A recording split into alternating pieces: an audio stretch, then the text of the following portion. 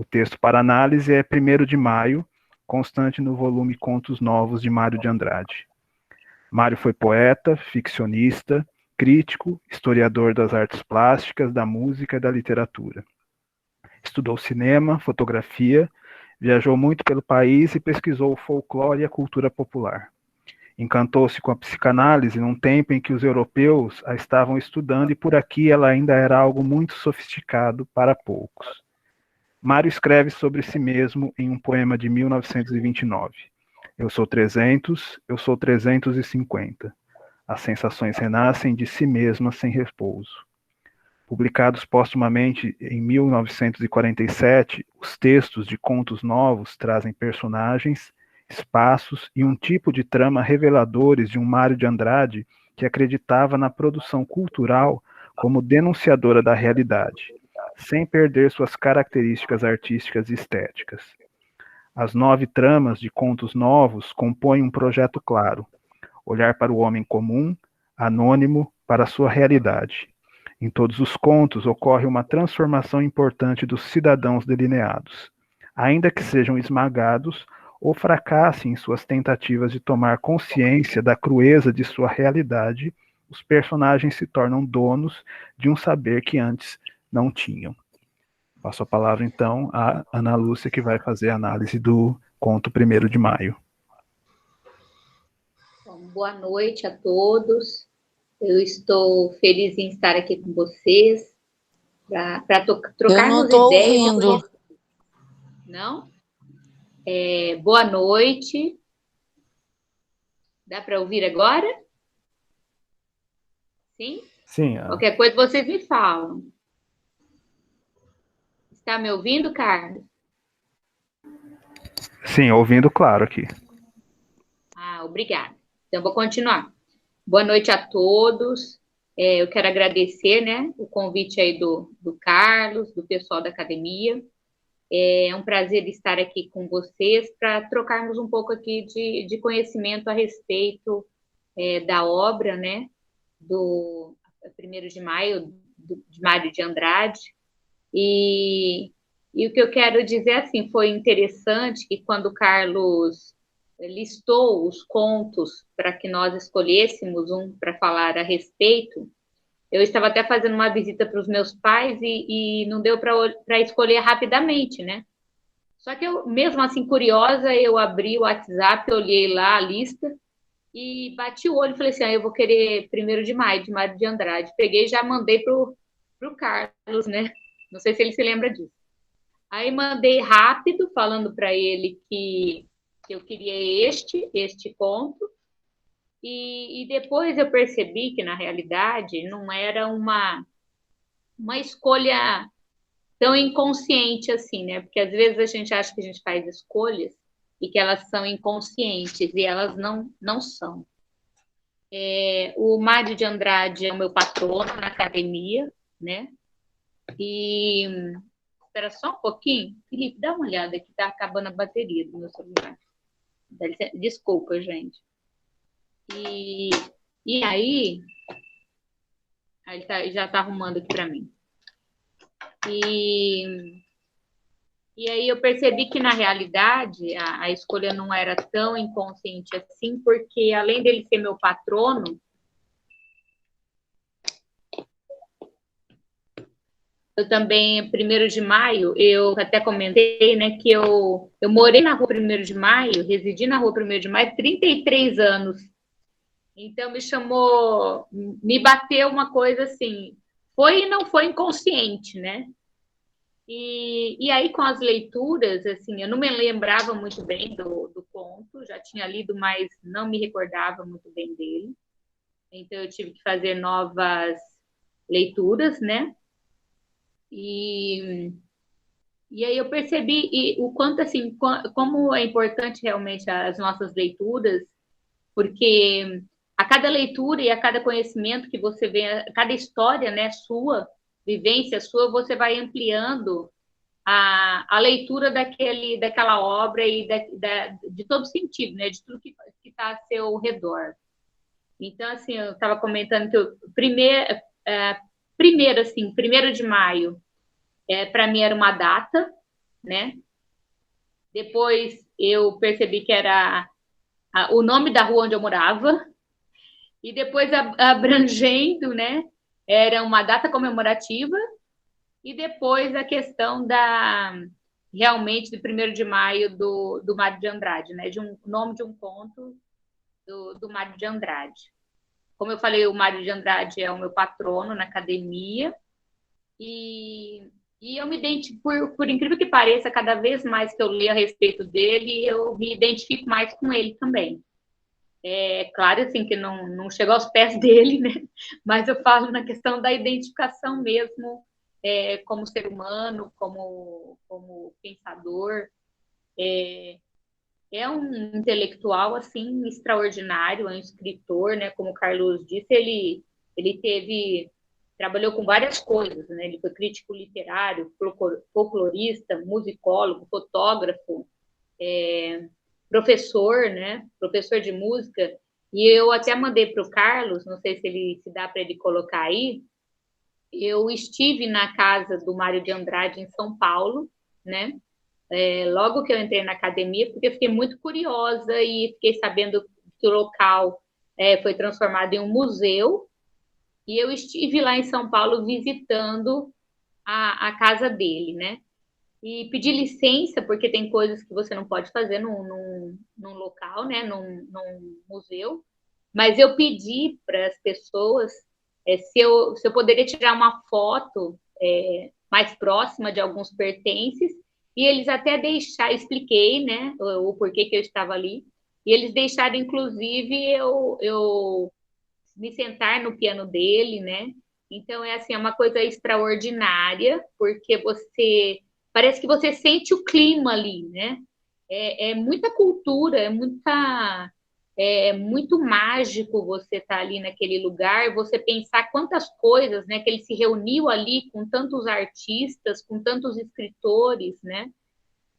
E um amigo, eu estava lá em São Paulo, eu convidei, falei que eu estava lá no museu, e ele foi até mim, e ele falou assim, ele fala até hoje que foi um presente eu estar ali naquele momento e eu ter convidado ele para ir lá conhecer a casa, né? Realmente é uma coisa que você se sente ali fazendo parte, né? Então foi muito especial estar ali naquele momento e sentir aquelas vibrações ali dentro, né? Então isso foi muito importante para mim. Bom, como o Carlos já apresentou aí um pouco do Mário, ele chamava-se, na realidade, Mário Raul Moraes de Andrade, né? É uma pessoa muito culta, muito inteligente, e interessante também que, pelas coisas que eu li, achei interessante porque ele era um aluno comum, inicialmente, né? Ele não. Quem mais se destacava, na realidade, era o irmão dele, que esperavam muito com relação ao Renato, principalmente com relação à música.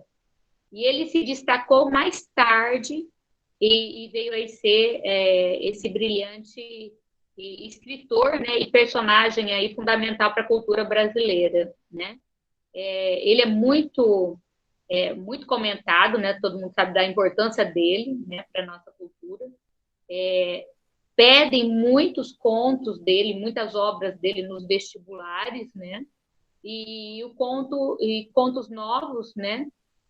Também, inicialmente, ele teve até o nome de Contos Piores, né? E é muito também lembrado nos vestibulares, e um dos contos mais lembrados também é o 1º de Maio. Bom, ele ficou órfão, né? O Mário de Andrade, ele nasceu em 1893 em São Paulo, ficou órfão de pai em 1917, e daí em diante ele teve que trabalhar para poder se manter, né? E aí ele deu bastante aulas de música, né, de piano, e lá nessa casa tem vários vestígios disso, né? E eles têm muita coisa a respeito dessas aulas que ele estava, dos encontros que ele fazia ali com amigos, com colegas artistas, né? Tem várias obras dele ali e falas, né, das coisas que aconteciam ali dentro naquela casa. Ele tornou-se um grande amigo do Oswald de Andrade e da Anita Malfatti, que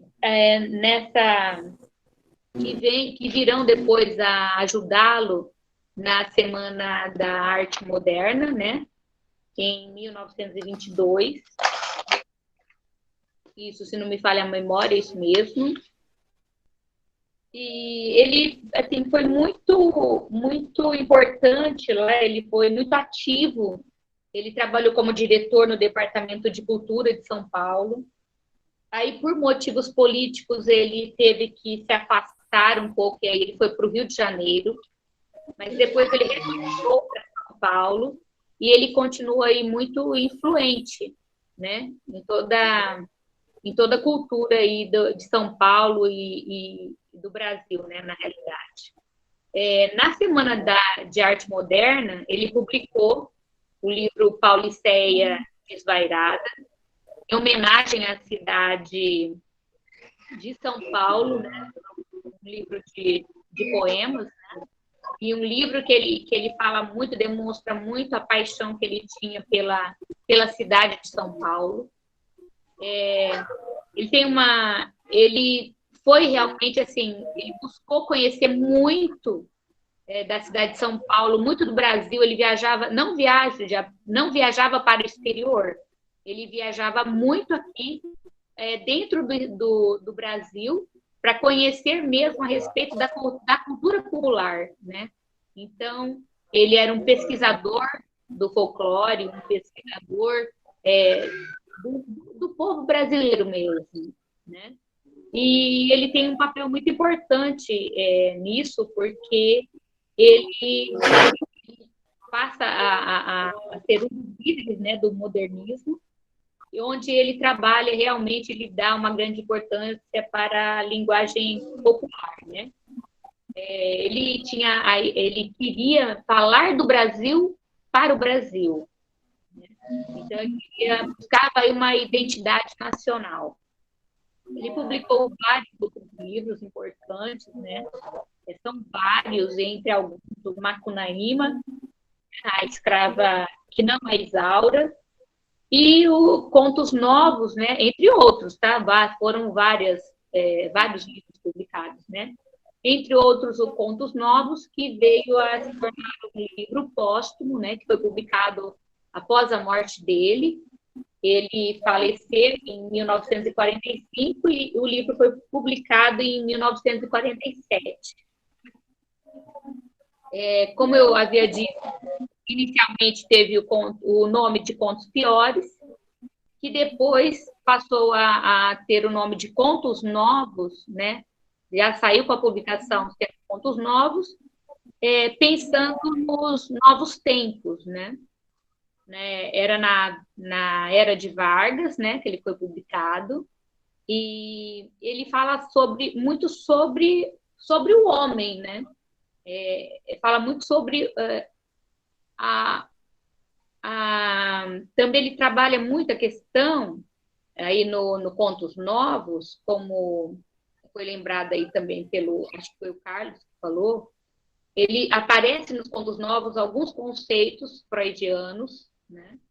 Inicialmente havia pensado em 12 contos, só que depois ele só foram terminados 9, porque ele faleceu antes de terminar os outros, né?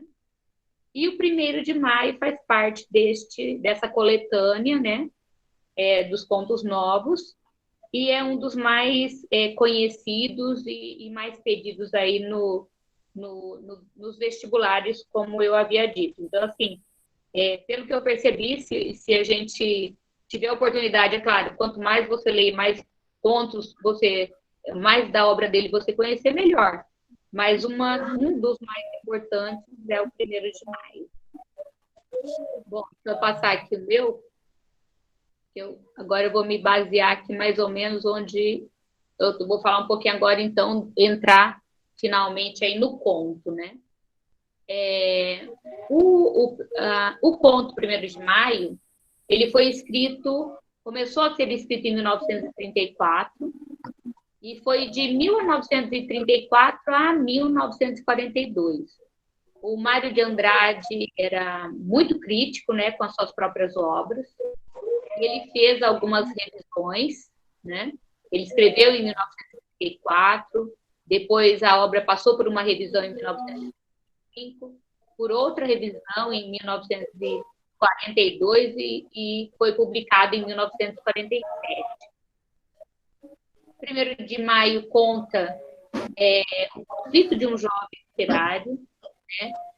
É um filme identificado no ponto como Chapinha 35. Então, os personagens nesse ponto, eles são numerados, né? Eles não são... não aparece o nome dessas pessoas, e sim números, já com uma intenção aí do Mário de Andrade, né?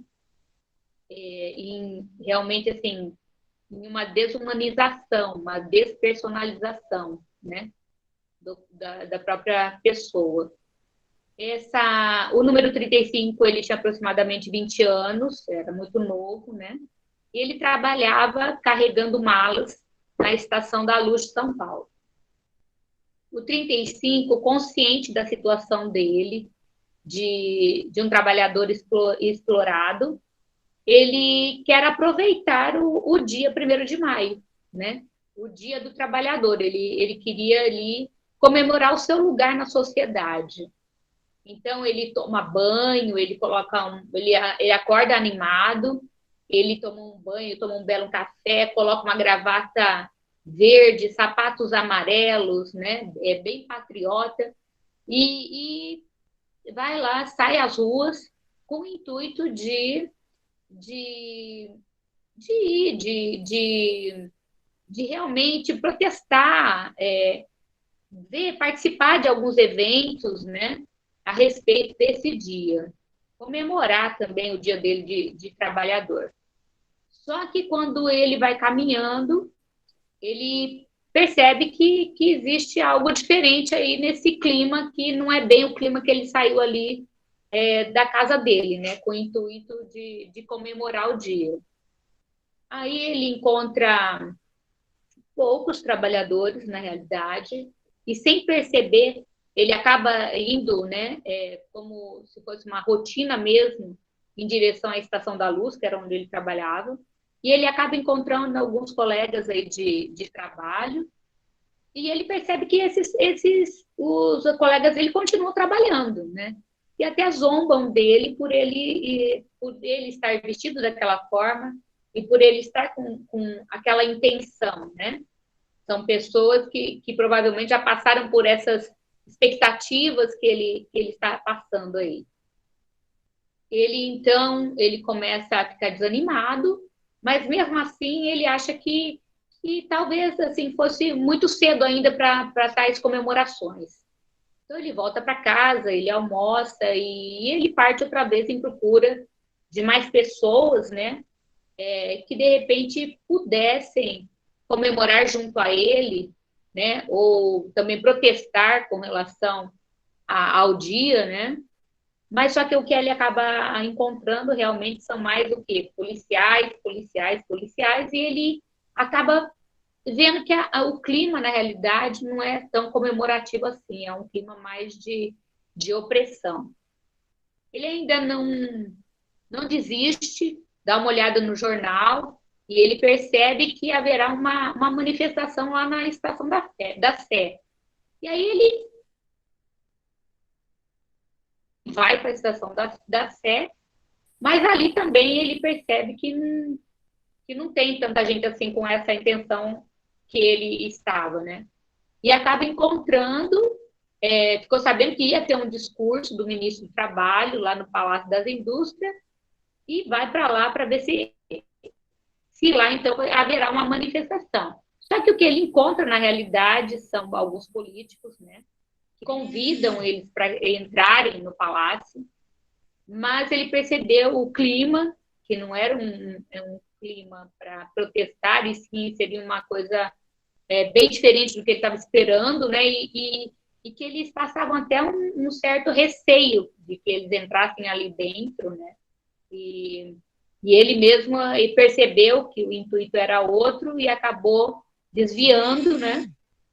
E saindo dali, ele fica muito desanimado. E ele acaba voltando para a Estação da Luz, onde ele trabalhava, se encontrando com outro colega também, que é colocado como número, né, no conto 22, e se oferece para carregar as malas, já desiludido da intenção que ele tinha inicialmente, né?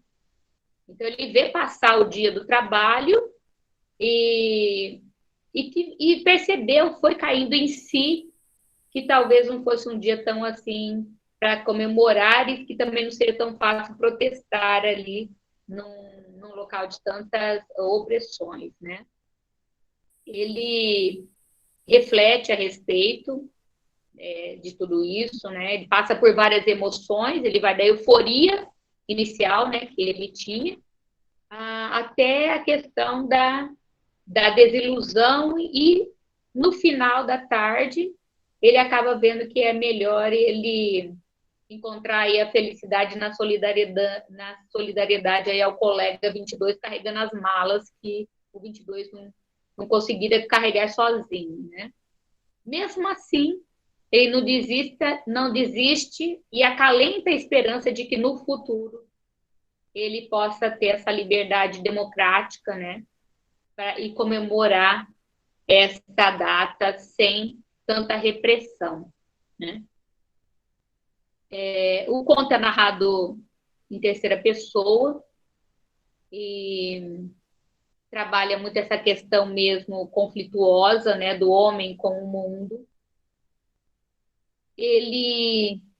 O 35, como nós falamos, não tem nome, né? Ele é numerado e isso, a intenção aí foi na questão de mostrar que o trabalhador realmente é mais um, né? E desumanizado mesmo, ele é apenas mais um nessa engrenagem do trabalho, né? E ele é facilmente substituído. Ele também, o conto, né, da forma que o Mário de Andrade escreve, dá para perceber assim, que tudo na realidade tem um significado, né? Os números, a maneira como ele coloca nas entrelinhas, aí as críticas inteligentes que ele faz, né? Que ele faz uma crítica com relação ao Estado Novo, né? Nessa questão das opressões, né? Ele faz uma crítica aí da exploração dos trabalhadores, também faz aí a questão da crítica na desarticulação da classe operária, né? Que aí eles chegam até uns a rirem dos outros, né, e não se unirem, né, nessa questão aí. E o que eu acho também muito interessante é que o conto ele continua sendo atual, né? Se você parar para pensar, embora a gente tenha tido aí várias conquistas, né, com relação à questão salarial, a questão de férias, né, algumas conquistas nesse sentido, nós temos muito aí a conquistar ainda, né? E aí dá para fazer um paralelo também na questão da pandemia, o quanto nós temos ainda que lutar a respeito disso, né? Porque, assim, vocês eu não sei, mas eu percebi, junto com as minhas colegas de trabalho, professoras, o quanto, por exemplo, as pessoas criticaram, né? Mães, pais criticaram a questão dos professores estarem trabalhando em casa como se isso não fosse um direito do trabalhador, né? Porque, na realidade, na pandemia, nós temos o direito de sermos resguardados em casa por causa da pandemia, né? Então, quantas pessoas falaram que fizeram piadinhas, não sei vocês professores, mas eu ouvi minhas amigas também. A questão assim, como que está sendo essas férias, né? Aumentadas, né? A questão de ficar em casa. E, na realidade, nós não estamos em casa sem trabalhar, né? Nós tivemos que arrumar outras formas de fazer esse nosso trabalho. Então, o conto ainda é muito atual no sentido assim, de fazer com que a gente reflita também a respeito de tudo isso, né? Do quanto nós precisamos ainda lutar com relação aos nossos direitos. É claro que nós temos deveres, né? Mas nós precisamos também aumentar aí a questão dos nossos direitos, né? Achei também interessante, pesquisando sobre o conto, achei também muito interessante a questão de quando ele usou o numeral 35 e o numeral 22, né? Que aí eu fiquei, pelas pesquisas, eu não tinha inicialmente entendido isso, mas depois pesquisando eu percebi que o 35 ele utilizou porque o 35 foi decretado feriado, em 35 foi decretado o feriado do Dia do Trabalho. E o numeral 22 é porque foi fundado o Partido Comunista em 22, né? Então, olha assim, e com certeza, se nós estudarmos mais e pesquisarmos mais, terá que aí muitas outras coisas aí que estarão aí nas entrelinhas desse conto, né? Bom, a minha contribuição aí que eu tinha para dar com relação às pesquisas que eu fiz, eu achei que essas eram as mais importantes, né? E eu vou deixar aberto agora, porque eu sei que assim o Carlos escreveu esses dias a respeito do Mário de Andrade também, né? Aqui acho que foi no Liberal, né? Ou na Folha da Região, não me lembro, Carlos. Foi num jornal. Na Folha. Folha. Foi na Folha. Falou também a respeito do Mário de Andrade, né? E eu tenho certeza que tem outros aqui acadêmicos e vocês também, né? Todos, né? Eu acredito que todos que estão aqui é porque tem um interesse na literatura e tem também um certo conhecimento, né? Então, eu acho que agora eu vou deixar aí aberto para que vocês também possam contribuir, né, com o conhecimento de vocês. E eu acho que o Clube do Livro é bem isso. Eu acho que, apesar de ter uma pessoa responsável como palestrante, eu acho importante dar dar a possibilidade das outras pessoas enriquecerem, complementarem, né? Porque eu vejo o clube mais como uma troca de experiências e troca de conhecimento. Né?